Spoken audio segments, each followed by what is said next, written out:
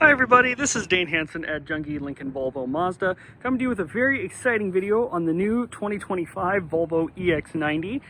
This is going to be my first deep dive look at it. Looking forward to do some more videos on it. So something I forgot to mention in my initial walk around video is this LiDAR system up here. It says Volvo for life because they're huge on safety.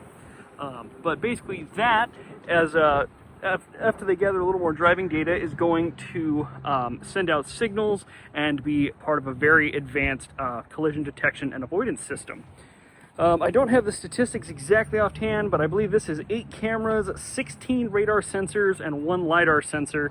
I believe that's correct. I'll double check my information and update that in later on. It does have the solid grille, pretty signature to most electric cars, which looks really cool. And the new Thor's Hammer LED lighting, where these actually split and open up when you have your brights on, which looks really cool. Did also want to talk about keys are a little bit different. So this is a pre-production car, so it has this little key tag right here, kind of like the old adventure keys Volvo used to do. There are no buttons on it. So when you're within 33 feet, it will automatically unlock the car. When you get outside of 33 feet, it will automatically lock the car. In terms of actual production keys, they're going to come with 2 key cards. I don't believe I have those with me. I can get those later on. But you'll tap it on here to kind of badge in, badge out, similar to how Teslas work, if you've had any familiarity with those. And then they're also going to offer a digital key, which will be, of course, on your phone. Excited to learn more about that as time goes on.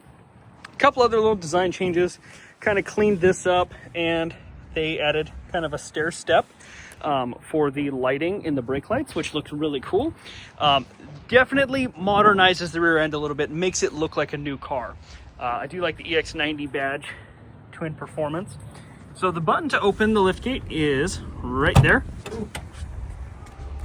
One press and it opens up. So keep in mind, like I said, this is a pre-production car, so if anything is a little slow to respond or anything like that, that would be why. Big news, obviously this is a little bit bigger. Behind the third row is where the space got added. You can see these seats are down, and now they have power third row seats, which is something really cool. I know that's something a lot of people were waiting for in the XC90, and that people were really excited about.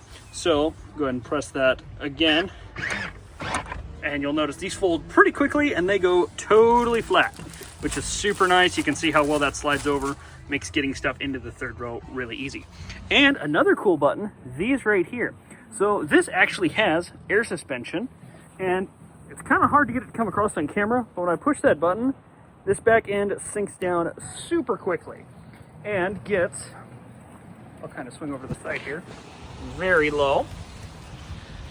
If I push this button, again, a little bit difficult to get it to come up on camera, but rear end of the car goes up very quickly as well, back to your normal ride height. From there, we're gonna go ahead and hop inside the car.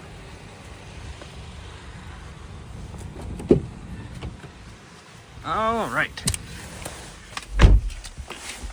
Now, say I had a car pull up next to me. Funny enough, it's a Mustang, not a V8 Mustang, but this car is so quiet that you can hardly hear it running. So one of the first things you'll notice when you sit in here is this new display, and then probably this gigantic glass roof that goes all the way back to the third row, which is pretty crazy. That thing is huge. It's 80% tinted from factory, so this doesn't open, and there's no electric shade or anything like that. I am told there's an accessory you can get that kind of clips up here if you want to have extra shade, basically. But say that's the first thing I noticed when I got in. And then of course this much larger display here. So speaking of this little key too, while we're in here, there's a little spot here where you set it. This key ring is kind of messing it up, but this is actually how you charge this little fob guy here. And there's actually a menu in here that I will show you on how to do that. So first thing we're gonna do is turn our temperature down a little bit because it is a little warm in here. Oops. Go to climate, you can see fan speeds. This is actually kind of similar to the Lincoln Nautilus. And I apologize, I've got a little bit of glare with where I'm sitting at. But you can actually adjust the airflow in here, or you can turn the vents off by tapping on there. The vents are also adjustable here, but in the front, they're not. You can't twist this and close it like you could in the older Volvos. You actually turn them off through the display. This display is actually pretty easy to get along with. So this is your home screen. Google Maps, very familiar, has full Google functionality, just like we're used to, has voice command, all those kinds of things. And then you have two little widgets down here. So music and phone, of course, no phone connected. If you push the home button down here again, those little widgets go away and you have a bigger map. Push it again and they come right back. Now also down here, you have your app view, which gives you pretty normal menus like you're used to seeing. I would say very familiar to those of you that have been in and around Volvos before. Still has your user manual. This is all down here on what's called the static bar. So this is fixed down here. This is always here. If you push this button, this is kind of like your vehicle controls and functions. So quick controls are, your lights, turning your auto headlights on, which they're on right now, adjusting display brightnesses. You can actually adjust the heads-up display, which I know never comes across well on camera. Those kinds of things. Up here at the top, we have settings. This is your more advanced controls. So charging, it's where you set charge limits. You can see what percent charge we're at, all those kinds of things. Pretty easy. We'll get a little more in depth in that later on. Driving, this is where you turn your safety functions on and off. Performance all-wheel drive, you can think of like your sport mode. Turn the lane keep aid on and off, adjust how and what the assist functions do. This screen all works pretty well. It doesn't come across well on camera, but I will tell you this Bowers & Wilkins sound system not only looks amazing, but is amazing. It has super crisp, clear sound. The bass is really good. It's a lot of fun, especially with how quiet the car is. So I'm just going to be quiet here for a second, let you listen to how quiet it is. Aside from that tiny bit from the fans, this thing is whisper quiet, even going down the road. I would say on interstate and everything. I got to drive this a little earlier and I was very impressed. Profile similar to what we're used to, Google privacy, all that kind of stuff, pretty similar. Status will tell you if your key tag's charging. So you actually come down here to key tags and then you can see key tag 1 is charged. Like I said, this little key ring here is kind of messing it up, but if I took that off, then this would show as charging. Works pretty easy. Apologize again about that lighting. I know that's not ideal. This does still have the swipe down menu from the top, so this will be getting some over-the-air updates as time goes on. This has a new one pedal drive function as well called auto. So basically on and off are exactly what you think they do. The one pedal drive is either on or off. Auto basically turns it off until the car detects traffic in front of you. So this has a bunch of sensors that watch in front of you, and then when it detects traffic, it'll turn your one pedal brake on as it sees fit. Kind of cool. Something I need to play with a little more. I just don't have enough experience with one pedal drive yet, but easy to get to, easy to turn on and off. A couple other things in here. You'll notice cup holders. This is pretty familiar. Volume dial here, also pretty familiar. This cup holder here, or this console here, I will say, this has a lot of resistance. This is really quality, and this is a cool thing in here. So, pretty decent space, but you'll notice there's this little pocket in there. So, if I pull like this, you actually have a false bottom, and then this thing is way deeper, which is pretty cool. So a good spot to kind of hide things that, you want to have in your car, but you're not going to use all the time. Thought that was super cool. I also like to talk about this material. So this is called Nordico. It's kind of a synthetic leather, is my understanding. Actually supposed to hold up better than regular leather. It feels pretty quality and pretty nice to touch. It also looks and feels very stain resistant. So I think this will be good for longevity. Looking at these headrests over here, you can see all these perforations. These actually have speakers built into them. So when you're on a Bluetooth phone call, the speaker up there picks up your voice, and then what you hear actually comes out of your headrest, which is really cool. Seats are very comfortable. Oh, and that's the other big news. Door handles are a little bit interesting because it's actually up here, but the seat adjuster is the other big news with the EX90. It's one button right there. So I'm going to show you in a little bit more detail, but basically forward, back, up, down, which is pretty easy. Twist for your backrest. So you twist, and then there's actually some more functions. You can see this has a leg extension. This is manual, kind of like it's been on the XC40 and some other vehicles. But this one is, this EX90 is pretty well loaded up. So you saw that little button in the middle of the seat control. So I'm actually going to press that button. You'll get this menu. So this shows you your basic adjustments. It shows you kind of what it's doing. If I press the button again, you'll see tilt and lumbar support. So now when I twist or tilt, it actually raises that cushion there. If I push it forward, it will turn the lumbar up or down. If I push the button in the middle again, it'll get side support. So these bolsters right here will actually inflate and squeeze or release me more or less depending on how much I turn the knob. And you can kind of hear the air going out of them as well, which is very cool. And of course, one of my favorite features, this one menu has been a little hard to get to open, but does have massage function. Like I said, pre-production car, so the software is a little bit still in need of fine-tuning. We did get it to work earlier, but the massage in this is really good. It's nice and quiet. It actually it feels pretty good too. It's not too hard. It's not like harsh, but it's much quieter than it is in some other cars, and let me say feels pretty nice actually. You can see this gear shift is a little, or this display up here is a little bit different. There's a couple views, so similar to the other Volvos. You push this button. Oh, I apologize. I got to put it in drive. Gear shift's different now. So basically, you have. Oh, it wants me to put my seatbelt on.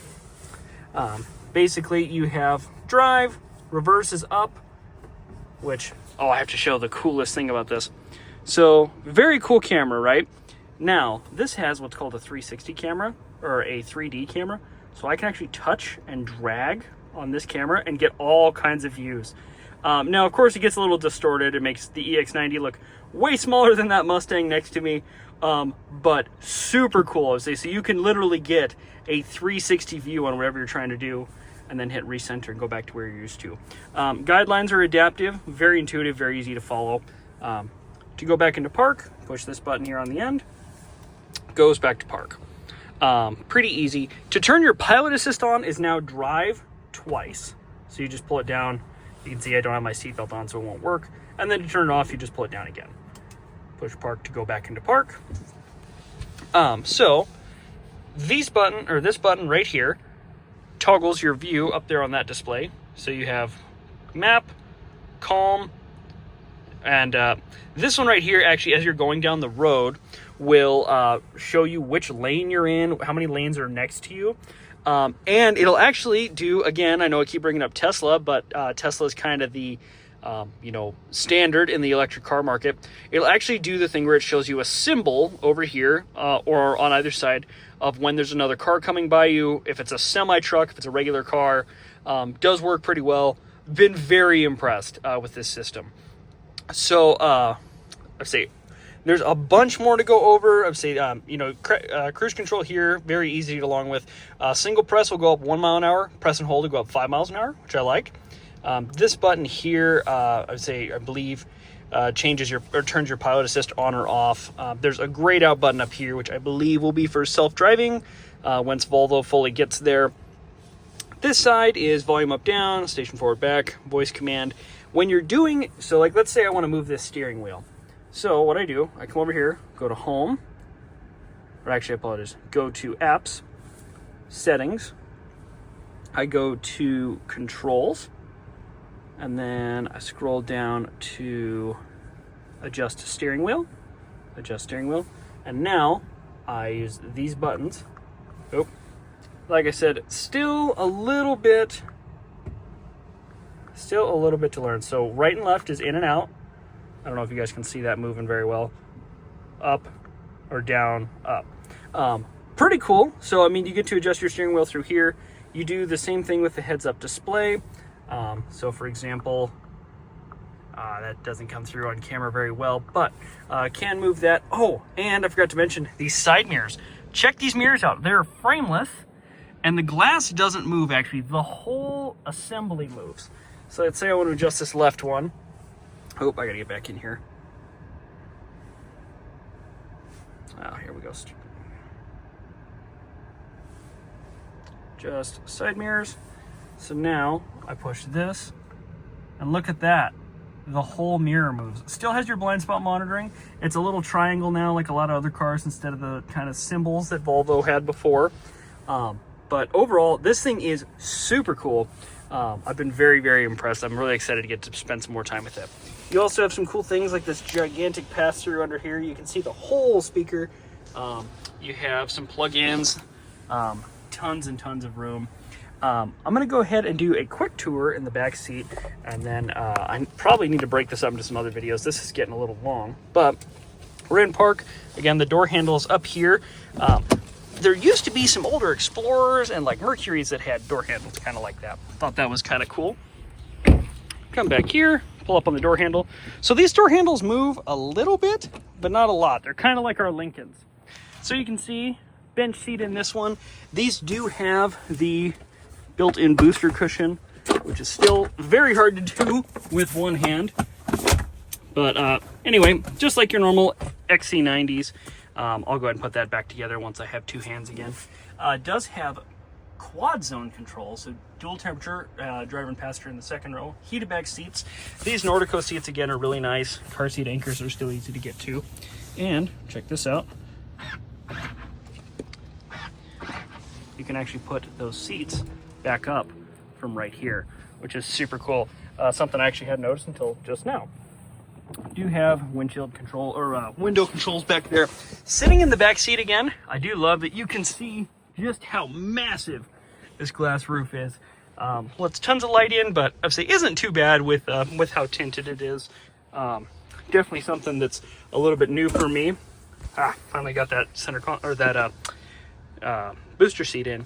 So I will tell you, these third row seats, I tried to sit back there with these second row seats all the way forward. I'm 5'10". You definitely would not want to put someone my size back there. It was a bit of a trick to get to. They are pretty comfortable once you're back there. Could use a little more leg room, or if this seat was slid forward, but definitely you want to keep your smaller passengers back there, or keep them folded down for the storage space. I say that's kind of all I've got on the EX30 for right. Oh, hold on, we got to look at the Frunk as well. I'm getting ahead of myself. You can tell I'm excited. So, hood release right there, just like normal. I love these wheels too. Check out those wheels. Hi everybody, this is Dane Hansen at Jungie Lincoln Volvo Mazda here in Hiawatha. Was just doing a big long video on the EX90 and I accidentally turned off my recording while I was trying to open the Frunk with one hand. So I did want to get in here and show the Frunk. You can see it's got some kind of cool plastic inserts up there, probably for noise insulation. You will notice this Frunk isn't huge, and Volvo says the reason they did that is they did not want people or animals to be able to put under here. So this is mostly for your inflator kit and then your charging stuff that'll all go underneath here. I do like, also, look how huge this washer fluid cap is, which is kind of funny. You do still have some accesses to things like brake fluid back there. But I'm going to try and stitch these together. I'm not super good at editing, but I think that's kind of all I've got on the EX90 for right now. I'm going to learn a little bit more and try and get some more videos out on it. I know this is a pretty exciting new car for both customers and for us as dealers. So let me know if this is helpful. Let me know what else you want to see. Again, Dane Hansen, Jungie Lincoln Volvo Mazda. Thank you for your time.